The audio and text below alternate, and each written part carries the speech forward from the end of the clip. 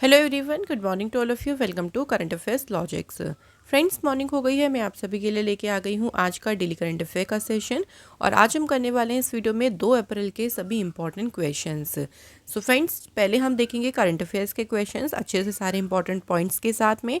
उसके बाद मैं आपके लिए स्टैटिक जीके के कुछ इंपॉर्टेंट क्वेश्चंस भी लेके आई हूँ। और ये सब क्वेश्चन आपके आने वाले सभी एग्जाम्स के लिए काफ़ी ज़्यादा इंपॉर्टेंट हैं। तो आप इस सेशन में शुरू से अंत तक पूरा बने रहेगा। इसका जो पीडीएफ है वो आप लोगों को मिल जाएगा हमारे टेलीग्राम ग्रुप पर। टेलीग्राम ग्रुप का नाम है करंट अफेयर्स लॉजिक्स। लिंक आपको दिया गया है डिस्क्रिप्शन बॉक्स में, या फिर आप इस बार कोड को भी डायरेक्टली स्कैन कर सकते हैं। तो आइए फ्रेंड्स, शुरू करते हैं आज के सेशन को एक मोटिवेशन कोट से। Correct your mistakes before they become your habit. देखिए, अपनी मिस्टेक्स यानी अपनी गलतियों को करेक्ट करें, नहीं तो वो क्या होगी, वो आपकी हैबिट भी बन सकती है। इट मीन्स जैसे हम कई बार होता है ना कि बहुत लेज़ीपन दिखा देते हैं, काम टाल देते हैं कि चलो कोई बात नहीं, कल कर लेंगे, या कोई चीज़ को हम छोड़ देते हैं। तो शुरू शुरू में तो वो हमारी मिस्टेक होती है, लेकिन धीरे धीरे अगर हम ऐसा करते रहते हैं तो वो हमारी हैबिट बन जाती है। तो हैबिट बनने से पहले ही अपनी मिस्टेक्स को क्या करें, करेक्ट कर लें। पहला क्वेश्चन देखिए, वर्ल्ड ऑटिज्म अवेयरनेस डे ये कब मनाया जाता है? तो विश्व ऑटिज्म जो जागरूकता दिवस है फ्रेंड्स, ये मनाया जाता है 2 अप्रैल, यानी आज ही के दिन हम मनाते हैं वर्ल्ड ऑटिज्म अवेयरनेस डे। देखो, नाम में ही थोड़ा सा छिपा है ऑटिज्म अवेयरनेस। ये मीन्स कि जो ऑटिज्म है ना, उसके बारे में ही इस दिन लोगों को अवेयर किया जाता है। And support for people with autism, autism से पीड़ित जो भी लोग हैं उनके प्रति जागरूकता बढ़ाना और उनका समर्थन करना ही इस दिन का उद्देश्य है।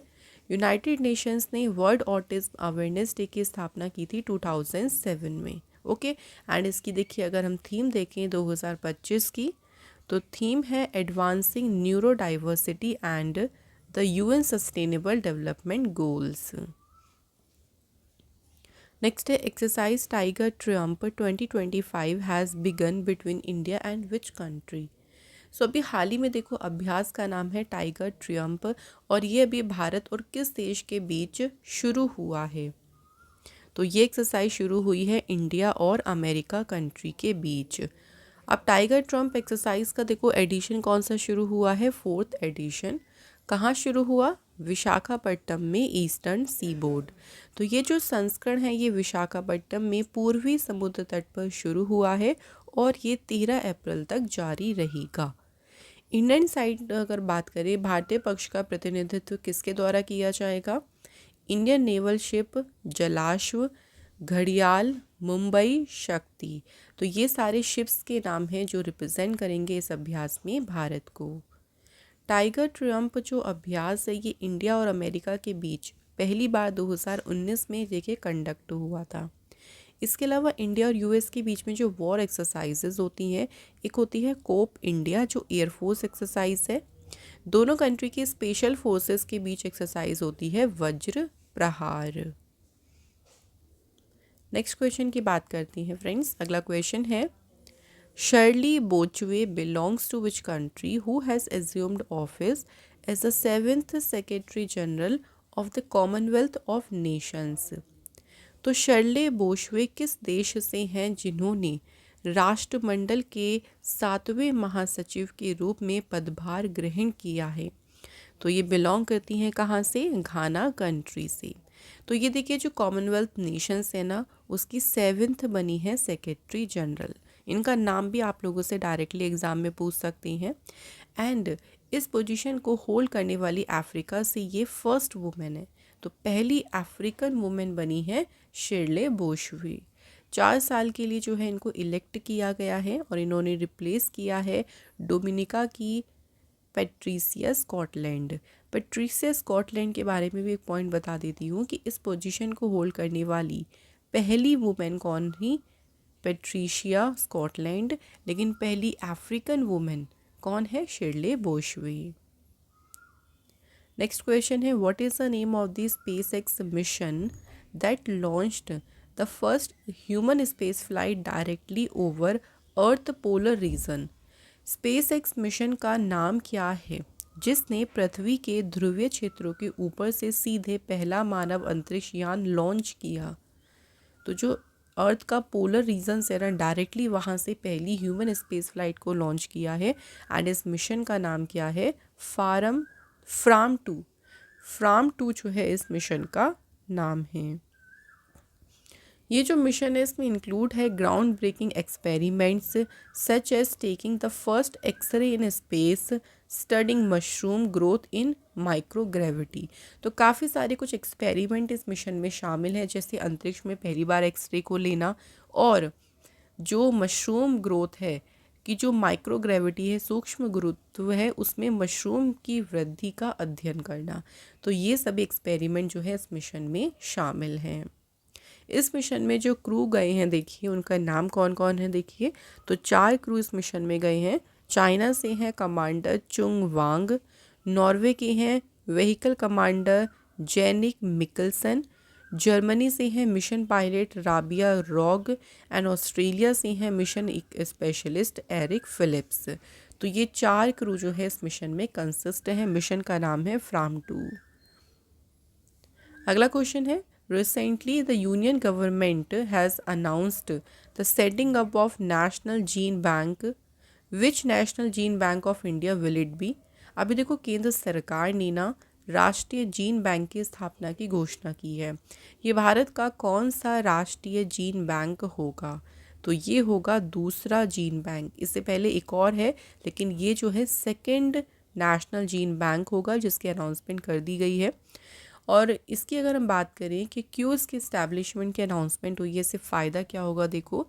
To conserve 10 lakh crop germplasm for ensuring future food and nutritional security. तो अभी देखो भारत सरकार ने फ्यूचर में जो खाद्य और पोषण सुरक्षा है उसे सुनिश्चित करने के लिए 10 लाख फसल जर्म प्लाज्म जो है उसके संरक्षण हेतु, तो इसमें 10 लाख क्रॉप का जो जर्म प्लाज्म है उसको कंजर्व किया जाएगा फ्यूचर के लिए। तो उसी के लिए दूसरे राष्ट्रीय जीन बैंक की स्थापना की घोषणा की गई। ये इनिशिएटिव जो है ये पार्ट है इन्वेस्टिंग इन इनोवेशन, जो थीम थी यूनियन बजट का, उसी का ही जो है ये पार्ट है। अच्छा, जीन बैंक अगर हम बात करते हैं कि होता क्या है, देखिए इसके बारे में थोड़ा सा मैं आपको बता देती हूँ just for knowledge. Gene bank एक स्टोरेज फैसिलिटी होती है जिसमें हम प्रिजर्व करते हैं यानी संरक्षित करते हैं सीड्स को, पॉलन को, है ना, प्लांट टिश्यू जो हो गए, to protect plant species from extinction. जैसे कोई प्लांट होता है ना, अगर वो विलुप्त हो जाए मान लीजिए, तो अब क्या होगा उसके बारे में कैसे पता चलेगा अगर हम फ्यूचर में देखें तो, है ना। तो क्या करा जाता है ना कि उनकी जो बीज होते हैं ना उनको संरक्षित कर लिया जाता है कि वो अगर विलुप्त भी हो गए तो एक तरीके से हमारे पास उनका जो पार्ट है वो रहेगा। और इंश्योर करना their availability for future use, कि हम भविष्य के लिए, भविष्य में उसके यूज़ के लिए उसकी जो है अवेलेबिलिटी रखें, उसकी उपलब्धता सुनिश्चित कर सके। इसी पर्पज़ से जीन बैंक को जो है वो बनाया गया है। तो अभी दूसरे जीन बैंक की अनाउंसमेंट कर दी गई है। नेक्स्ट क्वेश्चन देखिए, Uttarakhand Aurangzebpur has been renamed as. तो उत्तराखंड में जो औरंगजेबपुर है इसका नाम बदलकर क्या कर दिया गया है? तो काफ़ी सारे प्लेसेस वो भी उत्तराखंड में नाम उन्होंने चेंज करे हैं, वो सारे हम अभी आगे देखेंगे। औरंगजेबपुर का नाम बदलकर हो गया है शिवाजी नगर। उत्तराखंड के चीफ मिनिस्टर पुष्कर सिंह धामी जी ने वेरियस लोकेशंस के नाम बदले हैं जो कि हरिद्वार, देहरादून, नैनीताल, उधम सिंह नगर डिस्ट्रिक्ट्स में हैं। तो कई सारी जगहों के नाम जो हैं वो बदले गए हैं इंडियन कल्चर और हेरिटेज को ऑनर करने के लिए। अब देख लेते हैं कौन कौन से नाम चेंज हुए हैं। देखिए, औरंगजेबपुर का नाम हो गया है शिवाजी नगर, गाजीवाली का नाम हो गया है आर्य नगर, चंदपुर का नाम बदलकर हो गया ज्योतिबा फूले नगर, मोहम्मदपुर जट इसका नाम हो गया मोहनपुर जट, खानपुर खुरसली का नाम हो गया अंबेडकर नगर, इदरीशपुर का नाम बदलकर रखा गया नंदपुर, खानपुर का नाम बदलकर रखा गया श्री कृष्णापुर, अकबरपुर फैजलपुर इसका न्यू नाम हो गया है विजयनगर, मियानवाला का नाम हो गया रामजी वाला।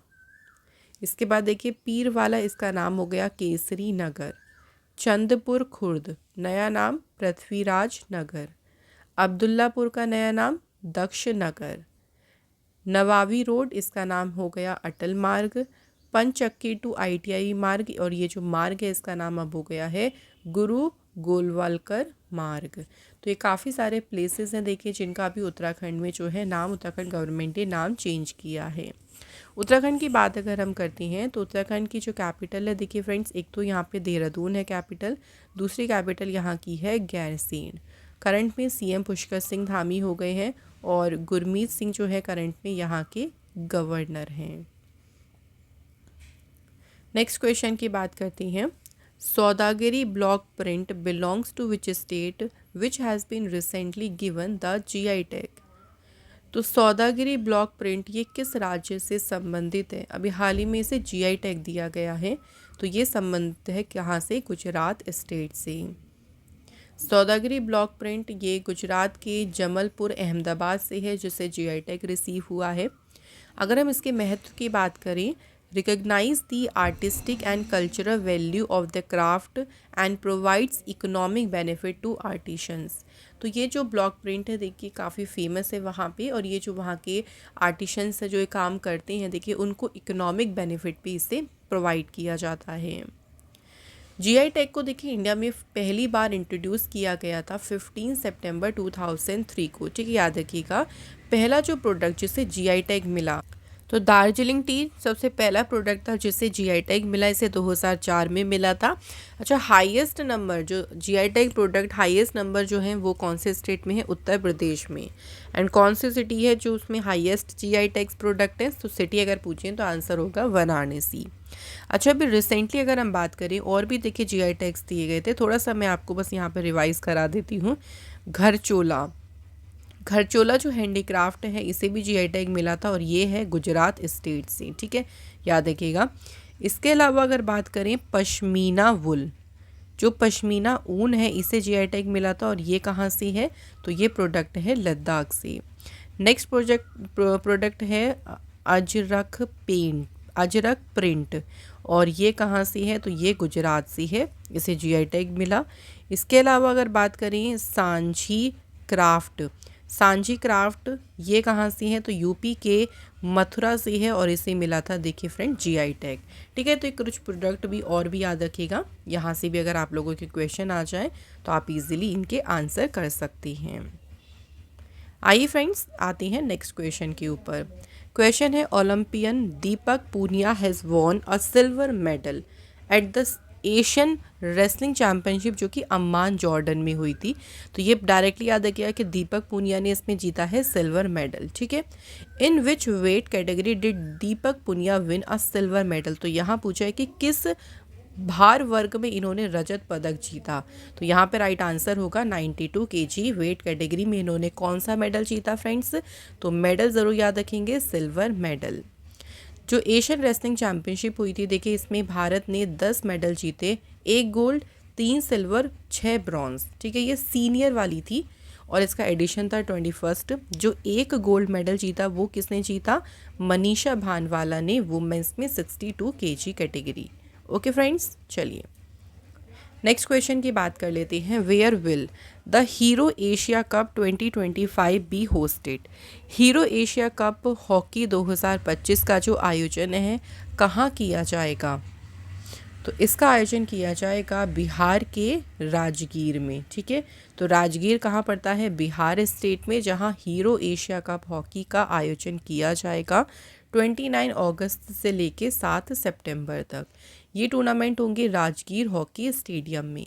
एडिशन देखिए कौन सा रहेगा इस बार? 12वां एडिशन, जिसमें 8 टीम्स भाग लेंगी, India, Pakistan, Japan, Korea, China और मलेशिया। तो यहाँ पे हमारे कंप्लीट हो गए सभी करंट अफेयर्स के क्वेश्चंस। नाउ हम डिस्कस करने वाले हैं स्टैटिक क्वेश्चंस। तो देख लेते हैं आज के क्वेश्चंस कौन कौन सी हैं। First, president of Indian national Congress. तो इंडियन नेशनल कांग्रेस के पहले प्रेसिडेंट थे WC Banerjee. Indian national Congress के पहले मुस्लिम प्रेसिडेंट कौन थे? बदरुद्दीन तैयब जी। इंडिया के पहले Muslim president doctor Zakir Hussain. First Indian to receive Bharat Ratna award. Bharat Ratna जो कि भारत का देखिए सर्वोच्च नागरिक पुरस्कार है, इसे प्राप्त करने वाले पहले Indian doctor Radhakrishnan. Which type of rocks are formed by the lithification process. तो लिथिफिकेशन प्रोसेस की से जो कौन से टाइप की रॉक्स फॉर्म होती हैं? सेडिमेंट्री रॉक्स, जैसे एग्जांपल देख लीजिए सैंडस्टोन, शेल, गेसराइट, चॉक, लाइमस्टोन, कोल। विच चैनल और straight is located between the great Nicobar island and Indonesia Sumatra island. तो ग्रेट निकोबार आइलैंड और जो इंडोनेशिया का सुमात्रा आइलैंड है इसके बीच में लोकेटेड है ग्रैंड चैनल। लेटराइट सॉइल में अधिकता होती है आयरन ऑक्साइड की। Indira Gandhi super thermal power project ये कौन से स्टेट में है? तो ये है हरियाणा में। राजघाट रिवर वैली प्रोजेक्ट ये एसोसिएटेड है किस रिवर से? बेतवा रिवर। ये एक इंटर स्टेट डैम प्रोजेक्ट है गवर्नमेंट ऑफ मध्य प्रदेश और उत्तर प्रदेश के बीच। विच हिल स्टेशन जिसे कहते हैं क्वीन ऑफ सतपुड़ा? तो ये कहते हैं मध्य प्रदेश के पंचमढ़ी को। The भांडर plateau is located in which state? तो ये प्लेट्यू है मध्य प्रदेश में। Oil and natural gas corporation की स्थापना कब हुई थी? तो देखिए ONC शॉर्ट में से कहते हैं ONGC। तो इसकी स्थापना हुई थी 1956 में और हेडक्वार्टर है इसका न्यू दिल्ली में। तो ये हमारे हो गए स्टैटिक क्वेश्चंस। अब बात करते हैं करंट अफेयर रिवीजन। तो इसमें हम देखिए आपको कल के क्वेश्चंस को रिवाइज कराएंगे। सो पहला क्वेश्चन है देखिए the Indian air force has participated in Iniochos 25 air exercise in which country? तो भारतीय वायुसेना ने किस देश में भाग लिया इस एक्सरसाइज में? तो ये एक्सरसाइज कहाँ पे हुई है? ग्रीस कंट्री में शुरू हुई है जिसमें टोटल 15 कंट्रीज़ ने भाग लिया है। Who has released the report education and nutrition learn to eat well? तो ये रिपोर्ट जारी किसने की है? यूनेस्को ने। अगला क्वेश्चन है what is the theme of the International Day of Yoga to be celebrated on 21 June? 21 जून 2025 को मनाए जाने वाले अंतर्राष्ट्रीय योग दिवस का विषय क्या है? Yoga for one earth one health. According to the union minister of state for environment Bhupender Yadav, how many Asiatic lion have died in the India in the last 5 years? पिछले 5 वर्षों में भारत में कितने एशियाई शेरों की मौत हुई है? 669. In which state has AFSPA been implemented in the entire state except 13 police station area? तो यहाँ पे राइट आंसर हो जाएगा मणिपुर स्टेट। नेक्स्ट है देखिए हाल ही में प्रधानमंत्री मोदी जी की पर्सनल सेक्रेटरी कौन नियुक्त हुई? तो मोदी जी का निजी सचिव बनाया गया है निधि तिवारी को। Who has been awarded the 2025 Windham Campbell prize for non fiction category? तो ये प्राइज़ दिया गया राणा दासगुप्ता। जेकोब मेंसिक इन्होंने मेन सिंगल टाइटल जीता है मियामी ओपन टूर्नामेंट में एंड बिलोंग करती हैं चेक रिपब्लिक कंट्री से।